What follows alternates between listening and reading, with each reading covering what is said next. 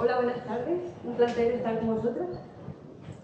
Yo soy farmacéutica, así que me toca hablar de los medicamentos y lo que voy a intentar es explicaros cómo afecta... Acércate más para que te podamos... Vale, perdón.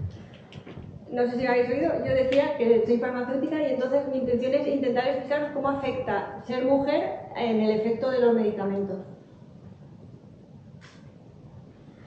En los libros, cuando tú ves el efecto de un medicamento, pues es uno, pero en la vida real, cuando tienes un grupo de personas y das un medicamento, te encuentras que hay personas que tienen una respuesta, pero hay personas que no responden y otras que tienen efectos adversos que son graves. ¿Y por qué pasa esto? Cuando tenemos ese grupo de personas y tienen los mismos síntomas y creemos que tenemos la patología, le vamos a dar un medicamento, el mismo, pero a la misma dosis. Pues la respuesta al medicamento dependerá un poco de varios factores, entre los que están una parte genética, que es la que heredamos de nuestras familias, y una parte ambiental, que está compuesta por otros factores, pues como el entorno, el estilo de vida, la edad y el sexo es una parte muy importante de ello. Como todos sabemos, las mujeres y hombres somos diferentes fisiológicamente. Los hombres tienen un mayor peso y volumen corporal, el volumen sanguíneo es más grande, la masa muscular es mayor. Sin embargo, las mujeres tenemos más porcentaje graso y tejido subcutáneo, y esto va a afectar a cuál va a ser la respuesta de los medicamentos en las mujeres. Por estas razones, las mujeres van a tener un efecto diferente de los medicamentos cuando los tomamos en el organismo. Por ejemplo, a nivel de liberación de una pastilla cuando nos la tomamos o de absorción en el organismo, pues tenemos una menor acidez gástrica y nuestro tracto gastrointestinal es más lento. Entonces eso hace que se absorba más lento el medicamento o que se absorba menos. A nivel de distribución, como tenemos más porcentaje de masa grasa, pues los medicamentos que tengan más afinidad por la grasa se distribuirán más y entonces permanecerán más tiempo en el organismo. Entonces el efecto, la duración del efecto va a ser diferente. En la eliminación del medicamento también afectan las hormonas. Durante la menopausia o si se toman anticonceptivos orales, la eliminación de los medicamentos puede variar. Y la eliminación también puede ser más lenta, también por el peso corporal, que las mujeres tienen un peso corporal inferior, sin embargo, en la mayoría de los fármacos hay una dosis estándar que se utiliza tanto para hombres como para mujeres. Entonces, antes estábamos aquí a ver si dábamos la misma dosis para diferentes personas, pero ¿de dónde sale esta dosis? No sé si alguna vez os habéis preguntado de dónde sale la dosis que tomamos de los medicamentos, quién decide qué dosis se toma. Pues esto se hace en los ensayos clínicos que se hacen antes de que un fármaco se comercialice. Pero lo que sabemos de los ensayos clínicos es que las mujeres están infrarrepresentadas en los ensayos clínicos, sobre todo en los de fase inicial. Las mujeres están entre un 21 y un 32% de las participantes en los ensayos. Los primeros ensayos se hacen con personas sanas para ver cómo se absorbe el medicamento, cómo se distribuye, cómo se elimina del organismo, y entonces esta es la parte que hemos visto que se ve afectada por el sexo.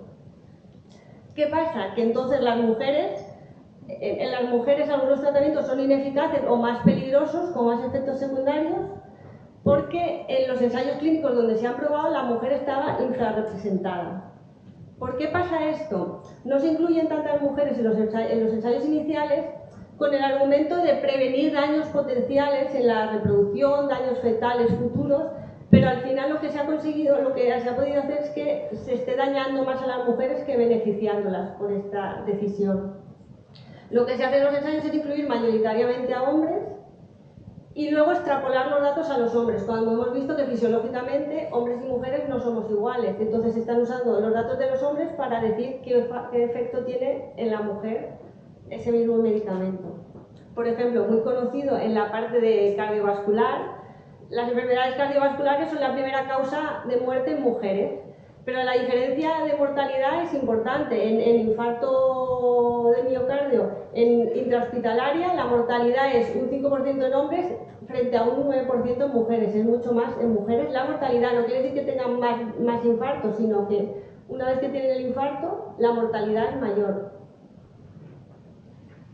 Y por ejemplo, aquí tengo como un conjunto de ensayos clínicos de una patología cardiovascular que es en insuficiencia cardíaca, y en la izquierda podéis ver, son más de 20 estudios en los que la mujer nunca se acercaba al 50% de participantes de los estudios donde se miraban las eficacias de los fármacos en esa patología.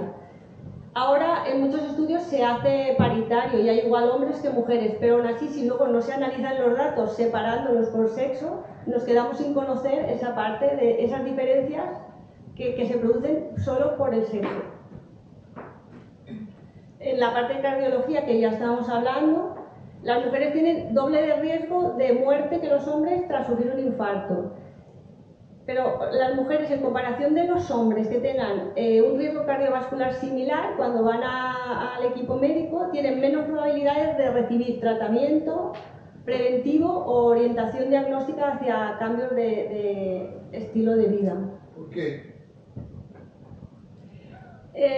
Hay un vídeo muy interesante que además os he dejado aquí en el enlace, que se llama el síndrome de Yentl, que describió una cardióloga, yo creo que americana, y es que cuando una mujer va a una consulta y explica los síntomas que tiene, incluso en este vídeo se ve muy claro, es una dramatización que han hecho en una universidad, explicando los mismos síntomas, a la mujer siempre se le achaca más a ansiedad, temas mentales, y la derivación y urgencia de derivación al médico es diferente.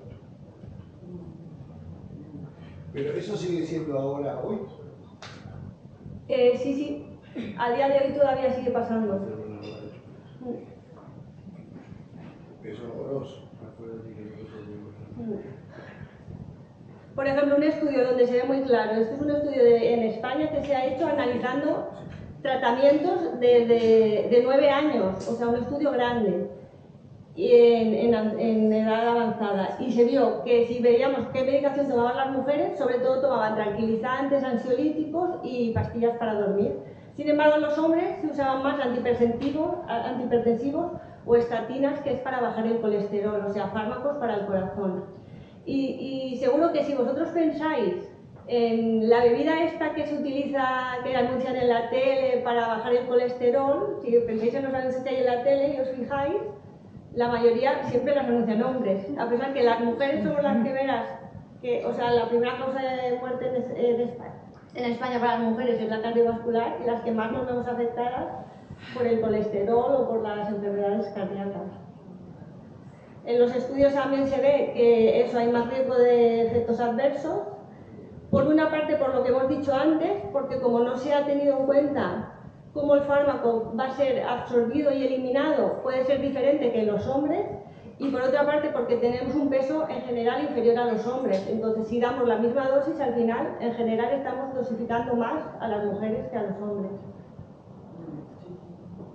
Esto es un ejemplo así gráfico rápido, ¿no?, de un estudio en los Países Bajos que recogían efectos adversos durante un año. Y ya podéis ver la diferencia que hay entre cuántos se recogían en mujeres y cuántos se recogían en hombres. También no solo influye el sexo, sino también, como bien sabéis, el nivel hormonal.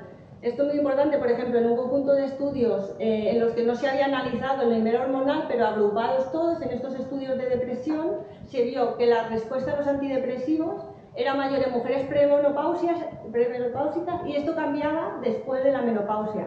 Pero normalmente estos datos no se analizan los resultados de los estudios en función del ciclo hormonal de las mujeres. Entonces sería muy importante hacerlo para saber qué resultados tienen las hormonas en los efectos de los medicamentos. ¿Y cómo afecta esto al deporte? Pues como estábamos hablando, los cambios hormonales y fisiológicos también afectan durante los ciclos menstruales, afectan a las mujeres cuando hacen deporte, afectan al rendimiento físico y a la recuperación muscular. Los deportistas ya de por sí tienen altos requerimientos de hierro, pero las mujeres menstruantes pues además tienen más, porque tienen pérdida de sangre y de hierro, con lo cual sus requerimientos de hierro son mayores. Y aparte de eso tienen los dolores menstruales, espasmos, la hinchazón, retención de líquido relacionado con los ciclos menstruales, que también hay que tratar y hay que manejar con los entrenamientos. Por otra parte, también sucede la menorrea, que es la falta de ciclo menstrual, pues por los viajes, los nervios, las competiciones de alto nivel. Y esto también puede tener consecuencias negativas, pues a largo plazo osteoporosis y fracturas, y a corto plazo pues también hay más riesgo de lesiones. Y es una cosa muy común en mujeres deportistas de alto nivel. Y estos cambios hormonales afectan al rendimiento y a la estabilidad emocional también, y esto hasta ahora pues se ha tenido poco en cuenta. ¿Qué medicamentos se utilizan ahora para mujeres deportistas? Pues lo más común es usar anticonceptivos hormonales que nos permiten regular el ciclo y ayudan a disminuir el sangrado, pérdidas de hierro y mitigan el dolor. Vale. Y además permite retrasar o adelantar los ciclos para evitar que vengan en las competiciones cuando tienes competiciones. Y parece ser que hay estudios últimamente que también reducen el riesgo de sufrir lesiones, con lo cual hay un aspecto positivo por ahí. Pero los anticonceptivos tienen efectos adversos y hay que tenerlos en cuenta, que son riesgo de coágulos, dolores de cabeza, empeoramiento de las migrañas, aumento del riesgo cardiovascular para las mujeres que ya lo tienen alto. Y ojo, algunos de estos anticonceptivos estarían prohibidos por algunas federaciones porque o son anabolizantes o se pueden transformar dentro del organismo en sustancias que son prohibidas, o sea que tampoco se tienen que tomar con cuidado, siempre viendo que cumplan la normativa. Y ya acabo con esta frase que serviría tanto como para la medicina como para el deporte, diciendo que siglos de exclusión femenina han significado que los problemas de las mujeres a menudo se pasen por alto, se diagnostiquen erróneamente o sigan siendo un misterio total.